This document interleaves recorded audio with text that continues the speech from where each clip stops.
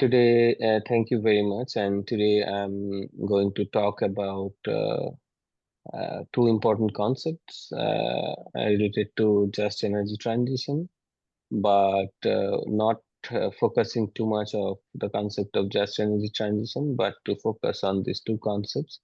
One is coal dependence, and another is energy justice.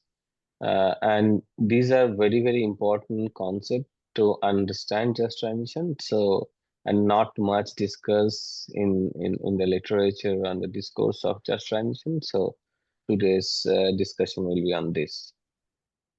The brief outline of our talk today is like I'll set a context of like how and why things are happening, and then in detail from our papers and studies of the center, from the PhD students and others, we'll talk about different type of dependence, particularly structural dependence, institutional dependence, and socio-cultural dependence. And then again, we'll talk about the idea of energy justice, and then see that how this dependence and justice can be a way forward for a just energy transition. So this is the outline. But the most important thing today we are going to discuss, the central question of all the discussion is that in today's world, we are having a very conscientious about the negative impact of fossil fuel and particularly coal. And coal is there in few countries like India, China, Indonesia, South Africa. And these are the present users of coal, including United States, some of their states there, like West Virginia and Wyoming and all these people. But there are early coal users like Germany and United Kingdom, who is now already phasing out of coal. But can we see a planet without coal? Because it's not that simple. I mean, we know that coal or fossil fuel needs to be reduced, and a new type of energy system are required for saving the climate change and global warming. But what are the barriers and what are the situations from the ground that can help to understand that coal for today's talk is important, and it's so complicated. So ideally, when you're talking about various concepts like net zero and NDCs and COP, then this coal question comes again and again. And in last few years, less than a decade after Paris Agreement, we are talking about just energy transitions in various countries, particularly the countries where we have a lot of coal, and they are using the coal. So, okay, let's go to the next slide. When we are talking about coal, it's not the material we are talking about. We are talking about, as my background is sociology, so most of the talk today is like various sociological concepts with some of the empirical investigations.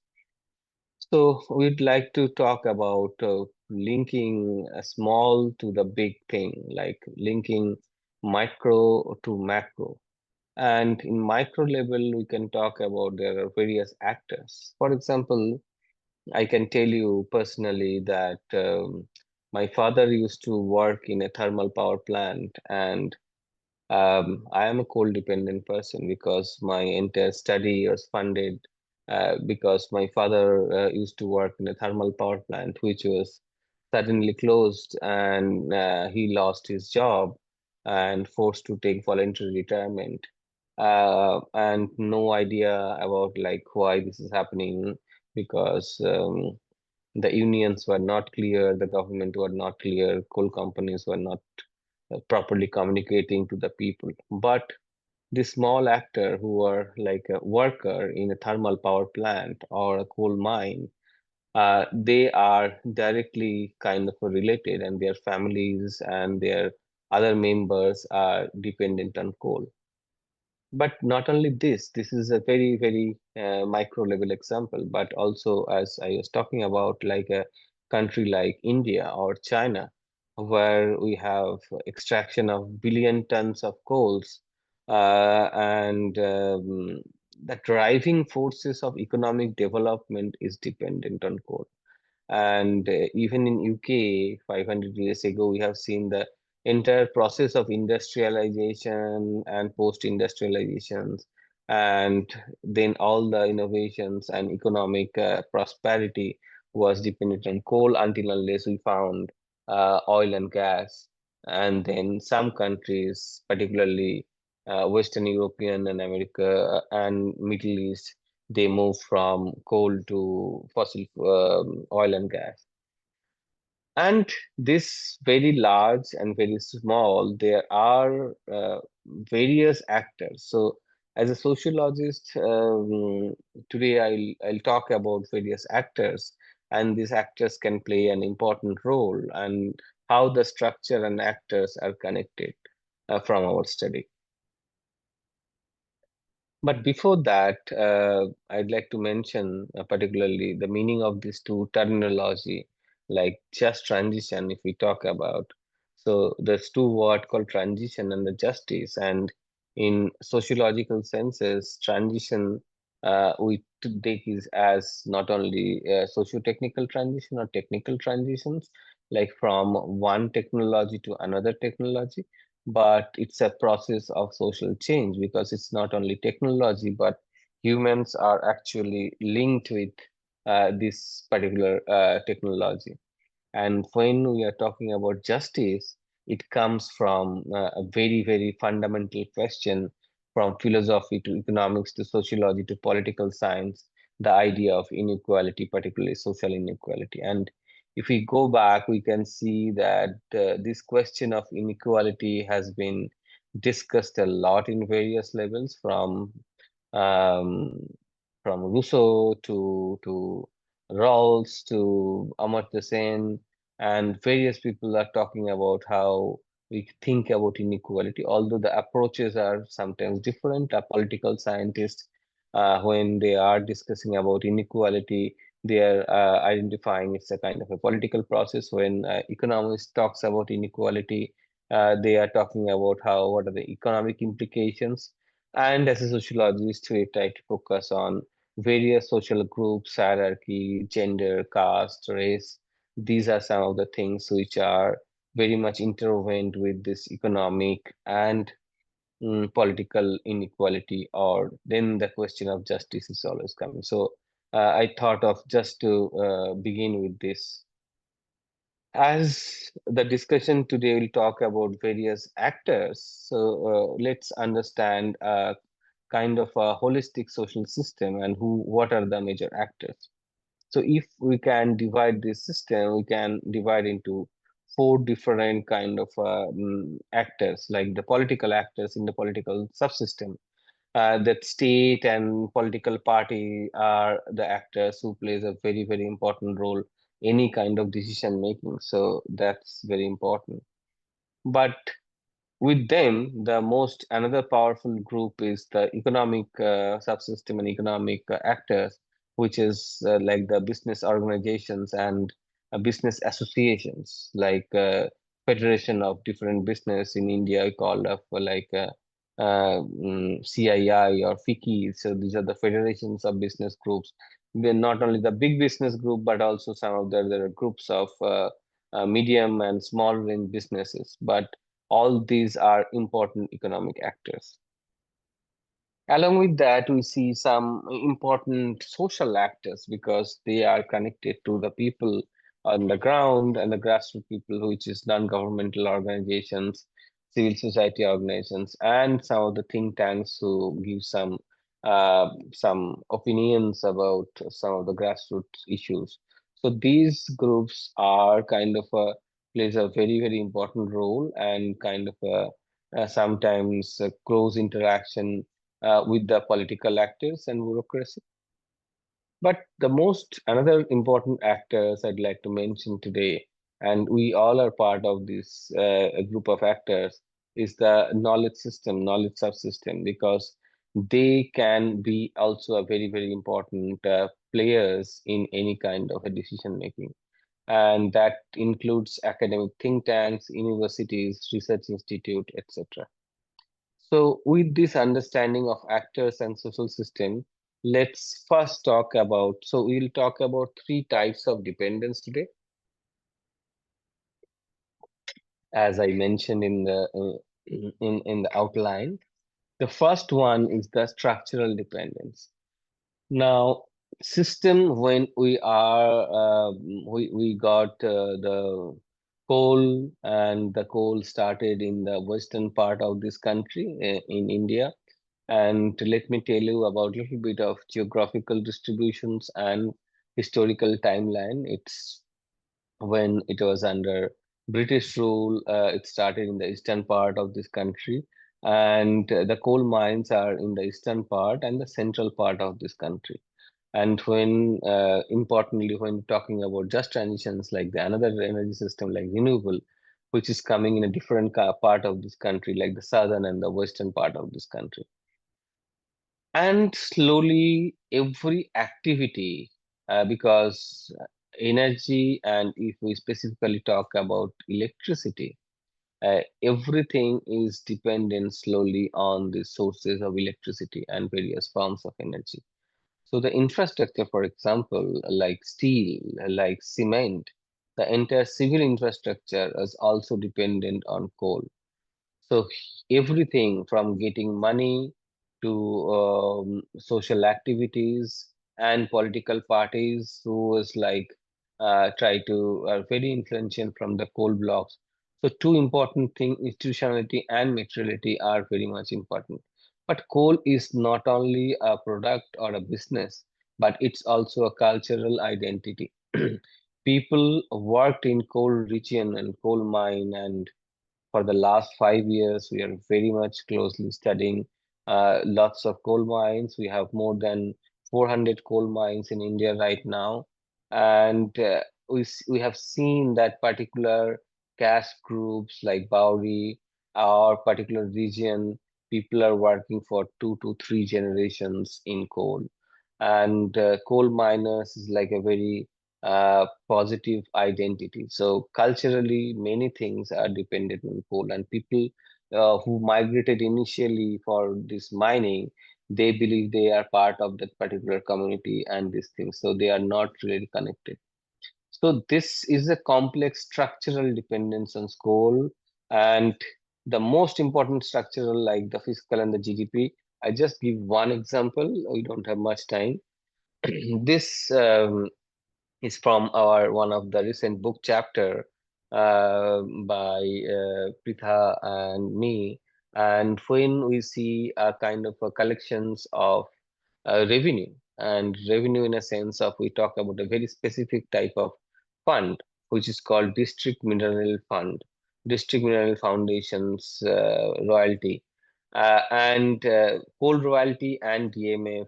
These are two important sources, and we see that it is increasing over and over, and the amount total is very much considered. And this district mineral fund is for that particular district, so that that should be spent by the district collectorate within that specific locality.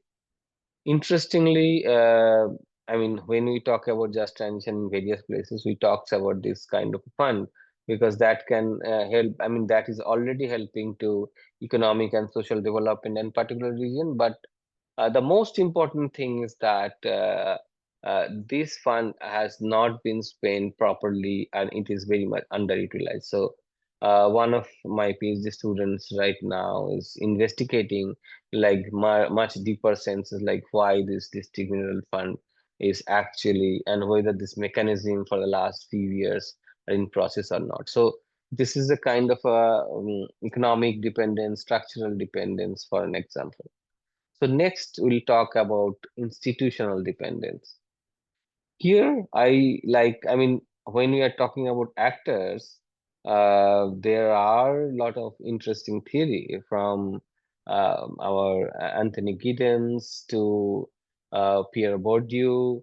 But today I'll talk about an interesting theory where not micro, not macro, but also the meso level group of actors, particularly. And all the discussions today are on actors, and these actors plays a very important role, and what Flickstein from UC Berkeley and McAdam from social movement theories contingents dynamics from Stanford, they came up with a very interesting idea of a strategic action field. And here, when we talk about energy system, we see that there is an incumbent, and already everything we are using, from our electricity to air conditioning to railways, everything we are using a particular source of fossil fuel. So these are the actors which are called incumbent. Already we are with this thing, like coal companies, national thermal power corporations, generating companies, discoms, everything, so their utilities, they are the incumbents. But the Flintstone talks about that when a new system comes, like we are talking about renewable, then there are new actors into the system. These are mostly talked about the business actors, but including labor unions. And I completely agree with Professor that oil and gas as less labor union. But I'll say that the renewable energy in India, they are having like a non-existence union kind of a thing. It's a very technology driven, very less mm, labor intensive in a sense, like the people's employment, the job is not that much like we have done in coal. So we call it challenges. These actors seeking transformations from um, new rules, new follows, new advantages, and then this we all these hydrogen and pro climate movement groups and private renewable developers, they are very, very important. So if in the left side, in terms of political system, if we say that Ministry of Coal is the incumbent, in the right side, we can say that Ministry of Renewable is the challenges. But there are somebody who's the actors who are playing kind of between this incumbent and challengers, and we call it intermediaries. These are the Central Electricity Authority and also the Ministry of Power, and sometimes Ministry of Renewable also kind of plays with the Ministry of Power, because the power source can be renewable sources, power source can be coal or thermal power plant TPP. So this is a kind of a situation, social situation in a institutional dependence, where we can see this theoretically this is a kind of a way, because kind of a dialectics and a new synthesis. To give an example on this, we published a paper in Globalization. So in we talked about climate or energy dialectics, and then we have identified two important group of actors who are pro coal and few group of actors who are anti coal. We have used media data. So just to give an example, like we have used three different types of media, like one English media like left-oriented media, right-wing media, and kind of a centrist media, and try to extract all the actors who are mentioned in the media and try to understand their statement and try to link those statements and divide after coding, and create this with a specific network techniques, and then we understand that there are some value of these things. So right side, we can see that the government actors are very much into in terms of pro-coal collaborators, but in the left side, in the green side, then there are anti-coal collaborators. But what would be the statements? And let's see how this their agreement and disagreement was there. So, for example, we have coded that coal should be taxed. That means they are anti-coal group, and they have a very strong presence of this. But another group is there that coal will stay financially viable in future, because we know that the most important thing of India is a pioneer in solar energy, and per unit solar charges are much higher. Right now, it is much lower, very competitive, and sometimes lower than thermal electricity. So people have a divided opinion on this, that whether coal will be, because it's the for the consumer, it's not important what is the source of energy, but economic viability is very, very important. The another thing is that commercial coal mining way for this is like post-pandemic thing. So and many of these countries when going back, because there are some shock like this pandemic, this like war, Ukraine-Russia war, or Israel-Palestine war, that sometimes destabilize some of the international pathways and agreements, particularly in the climate change discourse. Just to give an example, like what looks like a pro-coal statement, without providing alternative mechanism to steel, power, and metal sector, we are totally dependent on coal for their production. So that's why going back to the my very first and the central question, that can we live without coal? But although anti-coal people are talking about the government to impose heavy tax on coal to improve health sector, because right now in November and today is a very important festival in India which is called Diwali, and from all of us, Just Transition Center, to all of you, happy Diwali. But the thing is that people in Diwali they do a lot of activities, and in the winter particularly there are air pollution problems, and coal sectors are very much related to a negative health impact. So uh, some group, not in the name of the climate but in the name of health, they like to protest about this coal extraction.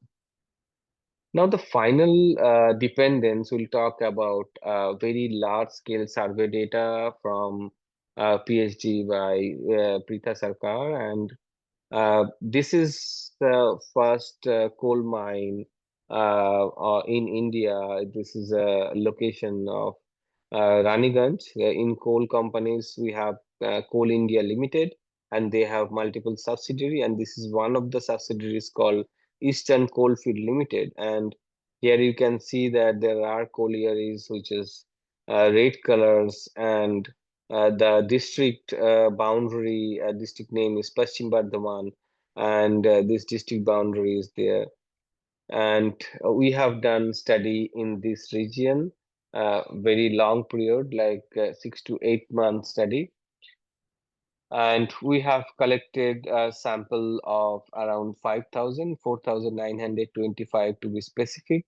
We have covered 132 villages. This is a month-long surveys, and this represents around 10 lakhs adult populations. Adult populations mean age more than 18, because for the sampling frame, we have used the electrode list, and these cover 57 coal mines. But the most interesting, we try to understand not only the coal worker but the entire situations of that particular district, because dependence, we believe, is not very one-to-one matching. Like a coal company worker is only coal dependent but not others. So that's very complicated question, and people are giving very random answers to this. So we try to investigate this. By doing this, what we have done is like we have identified occupations of the all these sample regions, and we have identified 64 different types of occupations. But primarily we focused on 14 and then 6 types of occupations. These 14 types of occupations covered actually 90% of this region. And here we can say that there are three types of mining worker. One are permanent coal mining worker, and right now I can tell briefly that in the Coal India and its subsidiary, it's around 250,000 people who are permanent coal mine worker, and a huge number of pensioners. But there are contractual workers who are not directly employed of Coal India or Coal India subsidiaries. And that number is actually very high, around 600,000 or more than that. Maybe some earlier, like 10 years ago, 2012 or something, and the number of permanent workers were high, but co contractual worker was less. But more and more mining is happening, and the production is increasing, but actual permanent worker is decreasing. Apart from that, there are people who are involved in some kind of not contractual, not permanent worker, but their life is dependent on coal.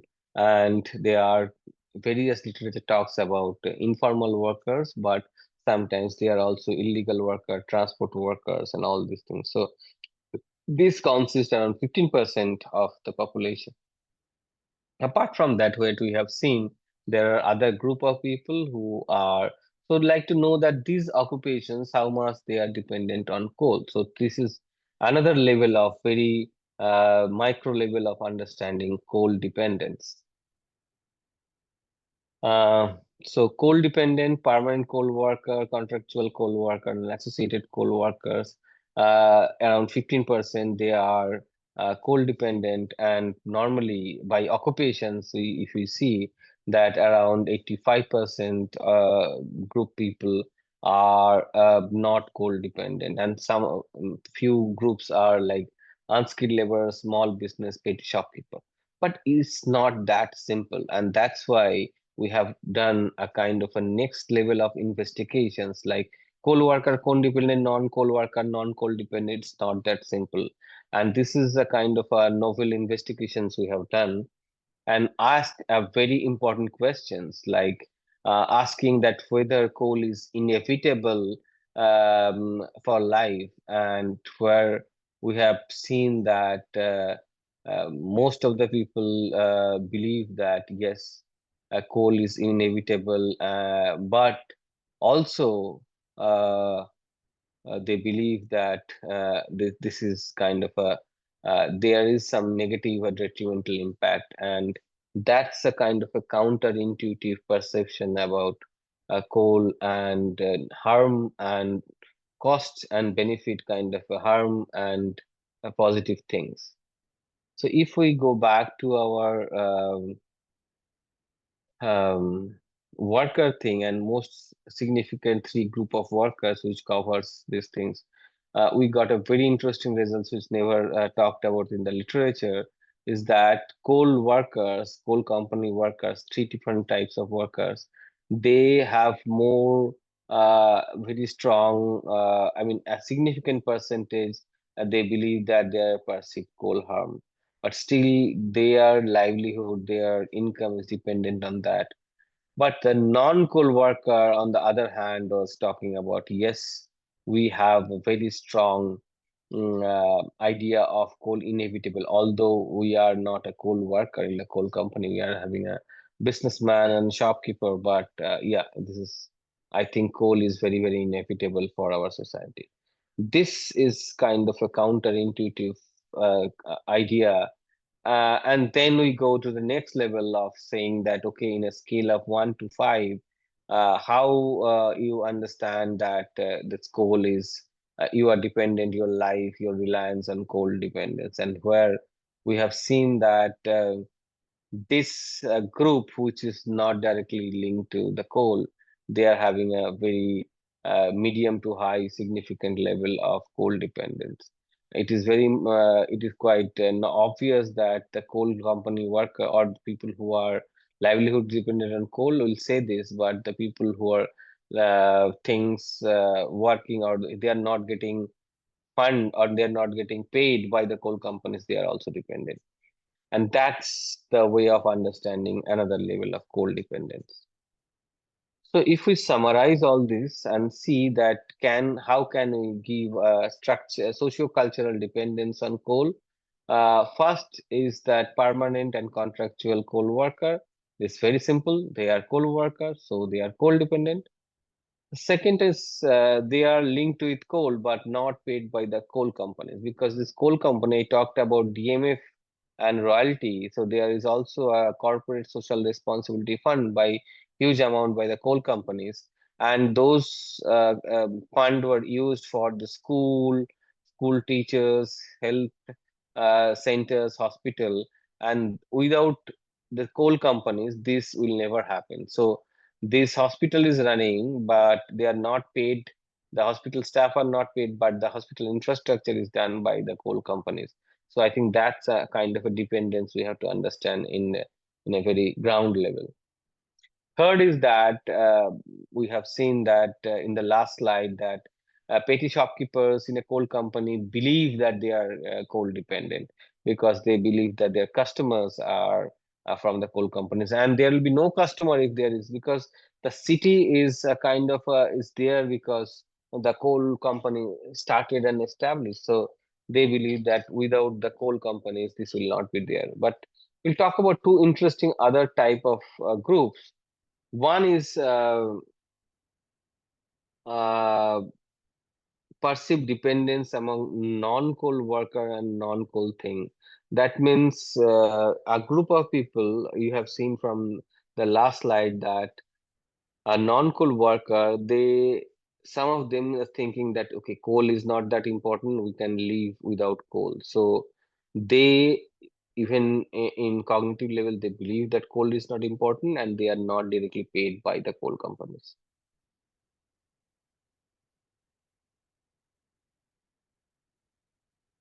So coal companies, this is the fifth level. The coal companies pays direct dependence, but passive dependence on the non-coal is very high. So some group of people we have seen that they are working in the coal, but they are saying that coal is not inevitable and we are not reliant on coal. But why? This is another. So we are doing a next level of study to understand this depth. Like your job is there in a coal company, but still, why you are thinking that? So maybe they are having a skill. Their next generation is not interested, because one of my students is working on the intergenerational mobility. So maybe this is a senior group of people who job is kind of more or less done. They think that okay, I'm done, but now that my next generation is not dependent. So we need sort of investigation. So this is the third level of coal dependence. So after this kind of a different level of structural dependence, institutional dependence, and socio-cultural dependence, we talk about energy justice. And the concept of energy justice has two different things. Very briefly, I'll talk about this. And all the STN people knows these things, and this is done by the Sussex group of Subakol and Dworkin, taking the Rawlsian model of distributive, procedural, recognition, and restorative justice. But most importantly, in analytical level, in the policy level, these are the eight things. And in India, I'll talk about two important I mean, particularly three. That is the availability of electricity or availability of kind of energy into particular domain is very, very important, because energy security plays a very, very important role. But apart from that, we talked about cost. So whether even if it is available, like we talked about renewable, which is like in a solar panel in a remote place, DRE, decentralized renewable energies, where people are doing all the solar pump of the government schemes. People are talking about this. How much is affordable? So availability and affordability as very important thing, but also the due process, which is very much linked to the procedural justice, is important to understand. To understand this, let's go to our uh, again in a conceptual level. This is open for discussion. So, but I'll just talk about these things like how we can understand this transition and justice. So when we are going from one social change from one to another, with the I mean, you have to imagine the curve between these two different axes. If one axis we have justice and one axis we have a transition, but it can be like this, like four quadrant, like in different quadrant where we have transition but no justice, but where we have justice and transition both. So how we go from one quadrant to another quadrant, and in some quadrant there is a mix and match, or there are overall transitions happening, technological transition, but in some places justice is there, kind of a concentric circle. So how conceptually we kind of understand this, and that's the question of energy justice. So briefly we'll talk about two of our publications. The left side, already we have discussed when we talk about pro coal and anti coal coalitions in the institutional dependence. But now for energy justice, we'll talk about publications in ERSs, and let's see how this is also from the media data. Same kind of a methodology was followed. And here we can see that we have different actors: gov, government, F-gov, foreign government, international government organizations, business organizations, research organizations, political organizations, CSOs, international CSOs, and all these things are there. And here we see that there are one group of actors which talks about availability plus international justice. What is international justice? Let me tell you, there is a very important concept which was very much there from uh, when the first COP was there in 1990s, is that CBD are common but differentiated responsibility. And in the Copenhagen also we have seen, and many countries they said that okay, we have a common purpose of saving this planet of climate change mitigation, but we are not historically responsible for that. So this intergenerational justice plays a very important role, and this group is always resisting to do some of the actions because also the technology transfers and all these things. Now, when you understand these mechanisms, analytical mechanism of justice, one group was very much into focus into energy security, and they are talking about that availability is very, very important. So they should focus, India should focus on the availability of justice. But one separate small cluster, we can see that ability should be there, but the due process should also be followed. And here, the federations, the business groups are there, and also the media is there. So that's a very, very important way to understand. But to next level, to different kind of a group, we have found that there is a group who are pro renewable, a group of actors. That actors include, if you see the color, that actors include civil society organizations, but also World Bank. And there are some groups which was mostly the government group and the fossil fuel companies. They are very fossil kind of a thing, and there are some link between this thing. But one group, which is the nuclear associations and the ministries, they are non-fossil in a sense that they are saying that okay, non-fossil plays a very, very important role. Absence are there into these two different groups from renewable to fossil. So the idea of justice in analytical level from availability to accessibility and due process are there into these two different renewable and fossil fuel group. Finally, in the concluding session, we'll say that there is a way forward from coal conflict to just energy transitions, because renewable always seen as a silver bullet for energy justice, but this is not always the case. There are always a problem with the land, with the community, with the forest covers, and because the land is very, very important. And broad agreement on linking energy poverty with class and gender inequality is also very, very important. Without that, it's not possible.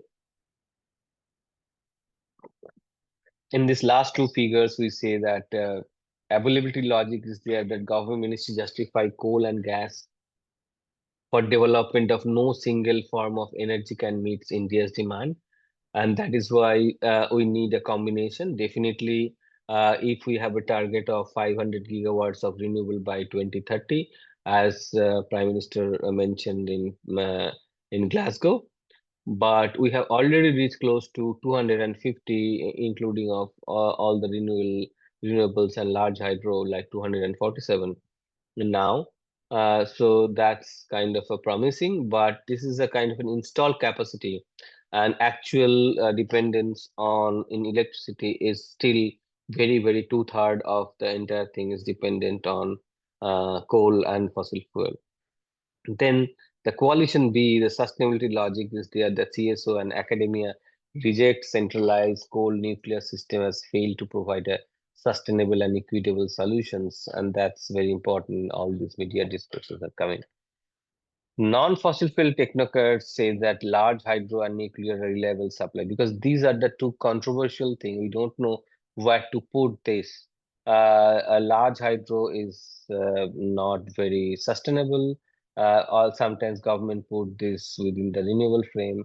And nuclear also, it's very less, like 2% in India, but there was a proposal to also increase the nuclear, but there are protests in terms of we have seen that in the southern part of this country, in the Kodunkulam, there was a huge nuclear protest. In the Jaitapur, there was nuclear anti-nuclear movement. So we don't know if there is going to be any new nuclear site, how that is going to help in these things.